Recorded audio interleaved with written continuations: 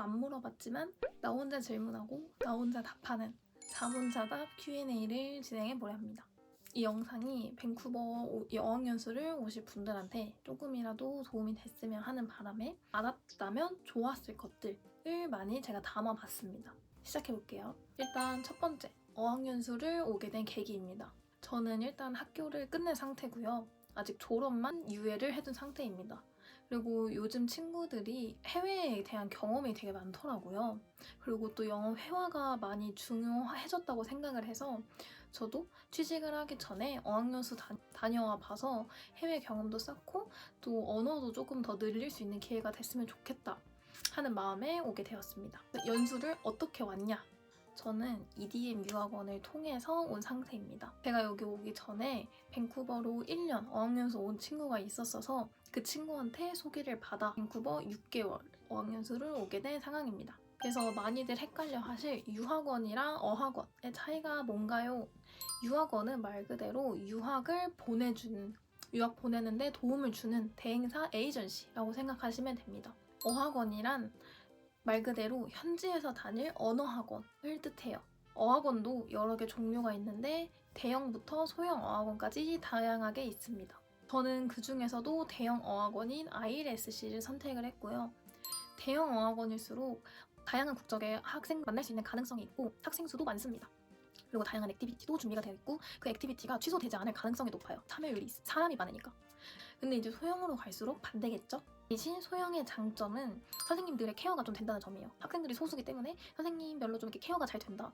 그래서 나는 좀 내향적이고 소수로 있을 때 더 내가 잘할 수 있을 것 같다 하면 소형 쪽으로 가시면 되고, 나는 되게 외향적이고 아웃고잉하고 다른 국적 친구들을 많이 만나보고 싶다 하시면 대형 어학원을 추천드립니다. 그래서 제가 왜 밴쿠버 ILSC를 선택을 했냐면 사실 저는 대형 어학원을 가고 싶어 했고, 그렇다면 저한테 주어진 선택지는 아일락 아니면 ILSC였어요. 아일락이 좀 더 활발하고 남미 친구들도 많고 이런 얘기를 들어서 빨릴 수 있지 않을까? 라는 생각이 들어서 공부할 땐 하고 놀 땐 논다 하는 이제 차선택인 밴쿠버 ILSC로 오게 되었습니다. 다음으로 말씀드릴 거는 어학연수 준비랑 비용에 관련해서 말씀을 드릴게요. 비용 같은 경우에는 제가 여기 오기 전에 해야 할 것들이 항공, 보험, 학원비, 필요한 것들 사는 거 이렇게 등등이었던 것 같아요. 어학원 결제 비용을 보면은 대략 800만 원 정도를 제가 입금을 했더라고요. 학원 24주 등록비, 교재비 등등 해서 총 수속비가 800만 원 정도 들었고요. 그리고 그 다음 항공편은 밴쿠버, 인천, 왕복, 대한항공으로 해서 190만 원 정도의 결제를 했습니다. 그리고 보험 같은 경우에도 EDM 유학원에 추천해주신 현대해상으로 가입을 했는데 6개월에 대략 60만 원 정도를 지불했습니다. 여기 오기 전에 대충 필요한 것들 산 것들 거의 한 100만 원 정도 쓰지 않았을까요? 그래서 대략적인 비용은 이렇습니다. 근데 이외에도 여기 오시면은 내야 할 것들이 방세가 있고요. 그리고 생활비, 그리고 휴대폰 요금도 내야겠죠? 그래서 저는 휴대폰 요금 같은 경우에는 슈퍼셀을 통해서 이심으로 결제를 했고요. 제가 쓰는 통신사는 파이도. 매월 44달러에 50기가 주는 플랜으로 선택을 했습니다. 근데 이거는 아마 뭐 비교를 해보시고 그때그때 저렴한 프로모션으로 결제를 하시면 될 것 같아요. 생활비 같은 경우는 진짜 사바사긴 한데 아마 대략 제 기준 100만 원에서 많이 쓰면 150 정도가 드는 것 같아요. 근데 150도 진짜 많이 놀면 나올 비용? 여기 캐나다가 물가가 비싸요. 그래서 외식을 하시다 보면은 일단 거의 한국의 1.5배에서 2배 정도 씁니다. 사실 한 번 술 먹으면은 4만 원에서 5만 원? 뭐 그렇게 많이 먹지 않아도 그 정도 나오는 것 같고, 확실히 오시면 물가를 체감하시게 될 거예요. 홈스테이 같은 경우에는 다음 파트에서 제가 더 자세히 알려드릴게요. 다음으로는 짐 싸기 알려드리겠습니다. 일단 짐은 제가 꼭 챙겨오면 좋을 것들, 그리고 굳이 챙겨오지 않아도 될 것 같은 것들로 말씀을 드릴게요. 첫 번째는 돼지코랑 멀티탭은 꼭 챙겨오시길 바랍니다. 일단 여기 전압이 다르고요. 그 뾰족한 그 돼지코 그게 필요하고, 돼지코는 2개에서 4개 정도가 적당한 것 같아요. 4개면은 충분히 쓴다고 보시면 돼요. 근데 이제 멀티탭을 가져오시면 멀티탭에 돼지코 하나 꽂고 여러 개의 제품을 돼지코 없이 사용할 수 있으니까 멀티탭도 3구나 4구짜리 한두 개 가지고 오시는 걸 추천드립니다. 다음으로는 도어 후크 가지고 오시면 좋아요. 여기 홈스테이 바이 홈스테이지만 수납 공간이 없는 홈스테이가 걸릴 수 있거든요. 그렇다 보니까 여기에 도어 후크를 두시면은 빵을 걸거나 내가 오늘 입고 온 아우터를 걸거나 그리고 빨래 같은 거 말릴 때 좀 걸어두기 좋습니다. 참고로 여기에는 웬만해서 건조대가 있는 집이 없어요. 빨래 건조대. 그래서 이곳 저곳에 다 내 빨래를 걸어야 되는데 아무래도 도어 후크 같은 거 있으면은 빨래 널기가 좀 더 편하겠죠? 세 번째는 도시락이 들어갈 가방, 예쁜 가방 가지고 오시면 좋습니다. 제가 멍청해서 생각을 못했죠. 내가 학생이라는 거를. 일단 학원 점심시간은 ILS 기준으로 11시 15분부터 11시 45분이에요. 그래서 대부분 홈스테이에서 주는 점심을 싸웁니다. 그러면 그 도시락 통이 이게 또 한 제 얼굴만 제 얼굴 너무 크니까 이만한데 이거를 좀 잘 들고 다니려면은 그게 들어갈 만한 너무 작지 않은 가방이어야겠죠? 좀 내가 데일리로 잘 메일 수 있는 예쁜 백팩 아니면 큰 가방, 보부상 가방 가지고 오시는 걸 추천드릴게요. 이거는 진짜 꼭 가지고 오시는 걸 추천드립니다. 바로 단우산. 일단 밴쿠버는 별명이 레인쿠버인 만큼 비가 정말 자주 와요. 그래서 장우산을 매일매일 들고 다닐 수 없잖아요. 가방에 들어갈 컴팩트한 작은 단우산 하나 가지고 오시면은 비 올 때 금방금방 쓰기 좋습니다. 여름에 오시는 분들은 해당이 안 될 수 있지만 겨울에 오신다면은 우산은 진짜 필수입니다. 그리고 화장품이랑 기초 화장품도 꼭꼭꼭 넉넉히 챙겨오세요. 여기 제품이 안 맞을 수도 있고 사실 올리브영을 기대하시면 안 돼요. 제품이 많이 없습니다. 조 같은 경우에도 동양인 컬러나 나한테 컬러가 안 맞을 수 있다. 틴트나 뭐 화장품도 여러 개 챙겨오시면 좋습니다. 다음에는 한국 음식 조금 챙겨오시면 좋아요. 저는 자리가 없어서 한국 음식을 거의 안 가져왔어요. 그리고 저는 한식을 그렇게 선호하지 않거든요. 그래서 괜찮을 줄 알았는데 매운 게 먹고 싶더라고요. 여기는 불닭 소스 가격이 2배 정도예요. 한국에서 2,500원이면은 여기서 할인해봤자 5,000원이기 때문에 그런 작은 소스 같은 류는 내가 자주 먹을 수 있는 것들은 한국에서 웬만하면 가지고 오시는 걸 추천합니다. 수건은 7장에서 10장 정도 가지고 오시는 걸 추천드립니다. 홈스테이 기준으로 빨래는 일주일에 한 번 정도 할 수 있습니다. 그리고 이건 약간의 꿀팁인데 코스트코 카드 있으면 가족 카드 만들어서 가지고 오세요.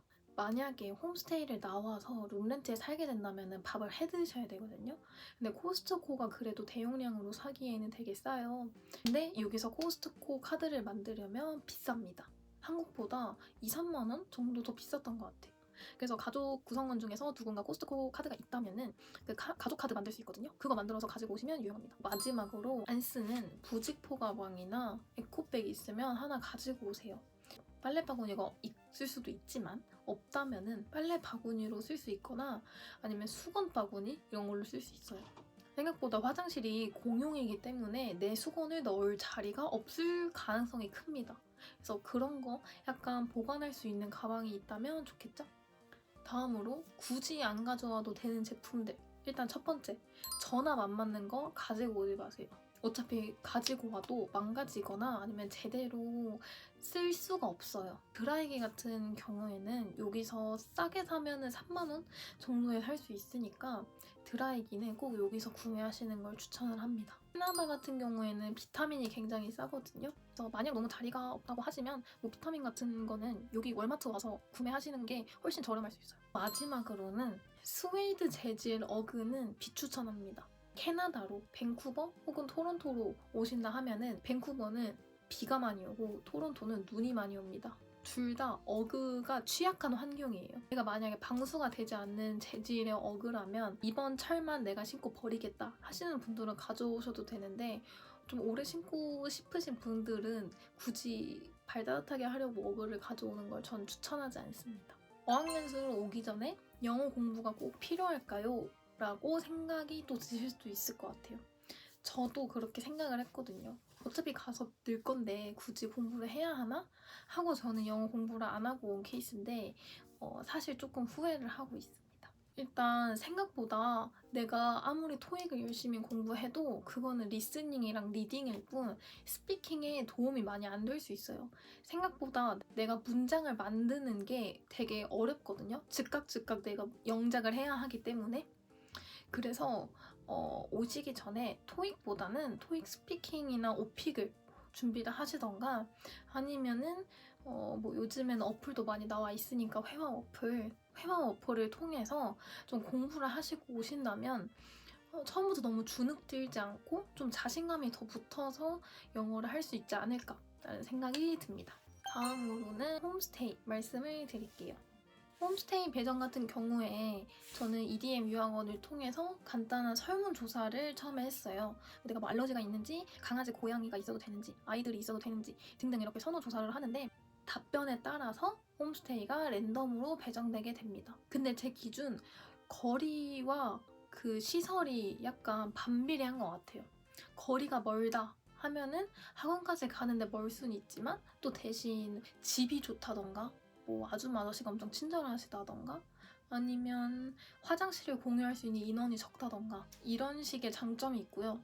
뭐 거리가 가깝다고 모든 홈스테이가 나쁜 건 아니지만 거리가 멀면 그럴 확률이 높아진다는 뜻입니다. 홈스테이 같은 경우에는 저는 원래 리치몬드라는 곳에서 홈스테이를 살고 있었고 지금은 이제 그 홈호스트 사정으로 다른 홈스테이로 이동을 한 상황입니다. 제가 사는 리치몬드는 조금 먼 곳이에요. 다운타운까지 대중교통으로 40분에서 50분? 밴쿠버는 1존, 2존, 3존 이렇게 나누어져 있는데 다운타운 기준으로 이렇게 1존, 2존, 3존 이렇게 있습니다. 근데 어지간하면은 멀어도 2존 안에 배치가 됩니다. 운 좋으면 1존으로 되고요. EDM을 통해서 오신 분들은 대부분 한국인의 같은 성별, 홈메이트가 배정이 되더라고요. 그래서 혹시나 막 혼숙이지 않을까? 라는 걱정은 많이 안 하셔도 됩니다. 홈스테이 규칙. 제가 여기 오기 전에 엄청 정보를 많이 찾아봤는데 홈스테이 규칙이 엄청 빡세고 이렇다고 하더라고요. 제가 일단 들은 게 샤워 시간 10분. 뭐 밥은 무조건 제때 먹어야 된다는 거, 뭐 아니면 뭐 밥이 맛없다던가 뭐 이런 식으로 되게 악명 높은 글들을 되게 많이 봤어요. 근데 제가 전에 살던 곳 같은 경우에는 운 좋게 그런 룰은 거의 없었습니다. 저는 저번 집 살 때는 뭐 규칙이나 이런 걸로 스트레스 받은 적은 없는 것 같아요. 홈스테이는 집과 집이 굉장히 심합니다. 그래도 제 주변 EDM 통해서 온 친구들 홈스테이 들어보면은 사실 그렇게 나쁜 케이스는 못 들어본 것 같아요. 거의 다 홈메들이랑도 다 친하게 잘 지내서 적응도 잘하고 있고 뭐 홈호스트 분들도 그렇게 이상하신 분들이라고는 한 번도 들어본 적은 없는 것 같습니다. 그래서 만약에 EDM으로 어학연수 오시는 분들이라면은 홈스테이를 너무 걱정하지는 않으셔도 될 것 같아요. 이제 어학원에 대해서 말씀을 해드릴게요. 일단 첫 번째로 한국인 비율. 한국인은 정말 많습니다. 정말 많아요. 제가 첫 번째 배정받았던 반 같은 경우에는 반에 14명이 있는데 처음에는 8명이 한국인이었어요. 그래서 사실 한국인이 많다고 나쁜 건 아니에요. 절대 나쁜 건 아니에요. 당연히 여기 오는데 적응을 도와줄 수 있는 게 같은 나라 사람이고 한국으로 돌아갔을 때도 친하게 지낼 수 있으니까 같은 나라 사람이 있으면은 누군가에게는 또 장점으로 작용될 수 있겠죠. 근데 이제 저 같은 경우에는 외국인 친구를 좀 만들고 싶은 그런 욕심이 좀 있었어서 약간 내가 생각했던 것보다 많은데? 라고 당황을 했던 적이 있습니다. 근데 이게 약간 특수한 경우고 한 반에 이렇게 8명까지 있는 게 흔한 케이스는 아니다. 그래도 한국인은 많습니다. 한국인이랑 일본인 친구 진짜 많고 그 다음으로는 남미 쪽 친구들도 많아요. 특히 남미에서도 멕시코, 콜롬비아, 브라질 요 세 국가 친구들이 제일 많습니다. 이제 밴쿠버의 전반적인 것들 그런 정보를 알려드릴게요. 일단 밴쿠버 날씨는 아까 말씀드렸다시피 겨울에는 비가 굉장히 많이 오고 많이보단 자주 옵니다. 그리고 여름에는 아직 겪어보진 않았지만 습하지 않는데 덥다고 해요. 그래도 한국만큼 더운 느낌은 아니라고 들었어요. 그래서 만약에 밴쿠버를 오고 싶은 분들은 저는 여름쯤에 오시는 걸 정말 추천드립니다. 자연을 느끼기에는 우중충한 겨울보단 여름, 화창한 여름이 좋은 것 같아요. 그리고 치안 같은 경우에는 사실 전 치안은 진짜 괜찮은 것 같아요. 대신 약간 홈리스들이 많고 그리고 대마가 합법이라는 점은 조금 단점일 수 있어요. 여기 거리는 진짜 가지 마세요. 학원에서 그렇게 멀지 않고 유명한 증기시계가 있는 곳인데 이스트 헤이스팅스 거리라고. 거기는 실제로 마약하신 분들이 되게 많고 거기 거리만큼은 치안이 안 좋기도 해서 그 거리를 제외하고는 사실 되게 안전한 나라, 안전한 도시라고 말할 수 있습니다. 대중교통도 한국이랑 사실 다를 게 없어요. 버스랑 지하철 있고 대신 지하철이 무인으로 운영된다는 점, 그리고 스크린 도어가 없어서 조금 위험할 수 있다. 그 정도만 다르고 똑같은 것 같아요. 근데 대신 단점은 지하철이 엄청 비쌉니다. 한 번 찍을 때 한국이 1,500원? 2,000원 정도였다면 여기는 3,000원 정도예요. 그래서 대신 여기는 먼슬리 패스라고 다 한 번 결제를 해두면은 달에 무제한으로 쓸 수 있게 카드를 업그레이드 시킬 수 있거든요.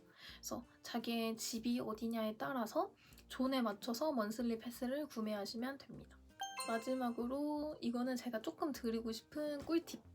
쇼핑은 어디서 하나요? 인데 한국은 여자 기준으로 옷 살 곳이 엄청 많잖아요. 특히 온라인 쇼핑으로 간단하고 편리하게 살 수 있는데 밴쿠버는 사실 그런 곳이 없습니다. 대신 제가 추천드리는 거는 두 군데가 있는데요. 일단 첫 번째, 아울렛을 이용한다. 아울렛 같은 경우에는 요거 폴로, 이것도 제가 아울렛 가서 산 거고 여기 안에 입고 있는 이 타미 또 아울렛 가서 샀습니다. 가격은 이 티셔츠 한 장에 3만원 정도. 이것도 보이즈 거랑 쿠폰까지 먹여서 5만원 정도에 구매를 한 것 같아요. 한국보다 싸니까 구매하시면 좋습니다. 아울렛은 제가 알기로는 두 군데 있는데 공항 근처에 있는 메가더글렌 아울렛 그리고 좀 더 밑에 있는 스마스몰이라고 있습니다. 그리고 다음으로는 H&M 추천드립니다.